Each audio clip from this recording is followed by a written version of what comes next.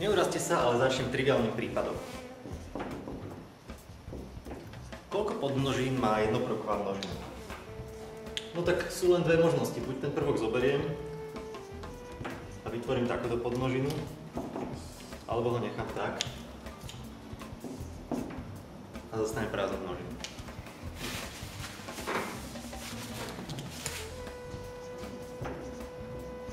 S dvojprvkovou množinou je to zaujímavejšie. Môžem sa rozhodnúť prvky A a B obidva zobrať a vytvoriť podmnožinu AB.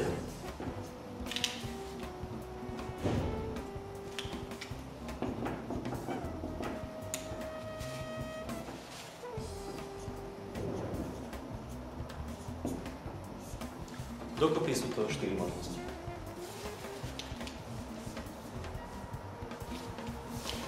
Trošku pritvrďme a zoberme trojprvkovú množinu.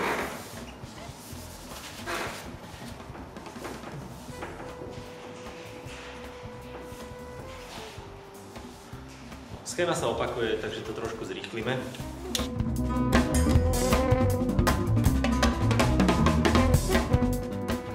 Dokopy trojprvková množina môže mať 8 rôznych podmnožín.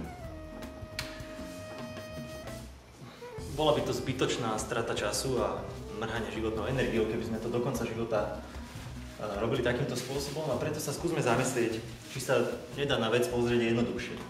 V skutočnosti sa pri každom prvku môžem spýtať, či ho do svojej potenciálnej podmnožiny vezmem alebo nevezmem. Že pri každom prvku si vyberám jednu z dvoch možností.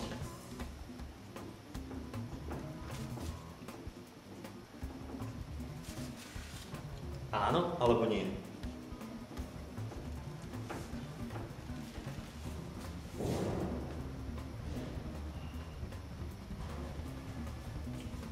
No a svoje rozhodnutie, vybrať alebo nevybrať prvok A, môžem ľubovoľne kombinovať so svojím rozhodnutím vybrať alebo nevybrať prvok B.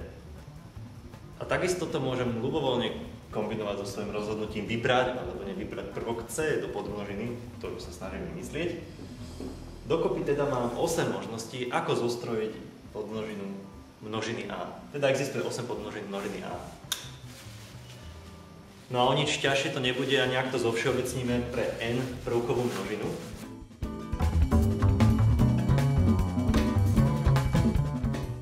Pri uvažovaní o podmnožinách n prvkovej množiny sa opäť pri každom jednom prvku môžem pozastaviť a povedať si, či ho vyberiem alebo nevyberiem do jednej z podmnožín, ktorú teraz tvorím. Teda pri každom prvku mám dve možnosti. Koľko rôznych podmnožín teda môže mať n prvková množina A?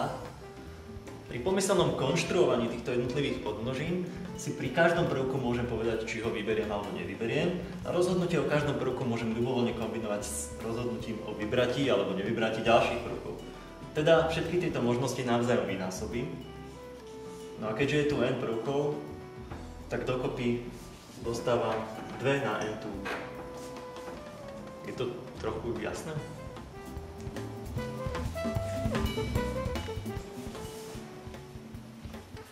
No ak to nebolo jasné, tak skúsime ešte jeden halúznejší dôkaz.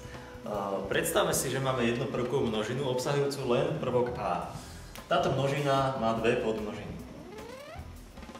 Čo sa stane, ak zoberiem teraz do úvahy dvojprvkovú množinu? K prvku A pridajme prvok B. Koľko bude mať podmnožín? No, skopírujem si podmnožiny množiny A dvakrát od seba a jedenkrát k ním to Bčko nepridám a druhýkrát k ním to Bčko pridám.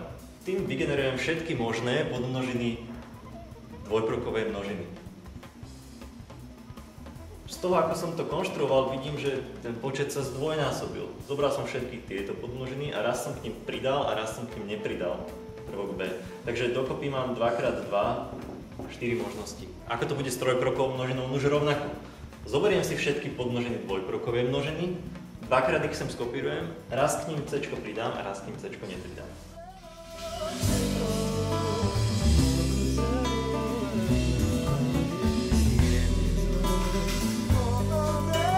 Tu som C C nepridal, tu som C pridal, takže dvakrát skopírovaný zoznam podmnožín dvojprvkovej množiny. Teda dokopy trojprvková množina môže mať 4x2 8 rôznych podmnožín. Pridávaním ďalšieho prvku sa za každým zdvojnásobí počet všetkých možných rôznych podmnožín. No a teda, ak zoberiem nakoniec nejakú n prvkovú množinu, tak bude mať 2 na n podmnožinu.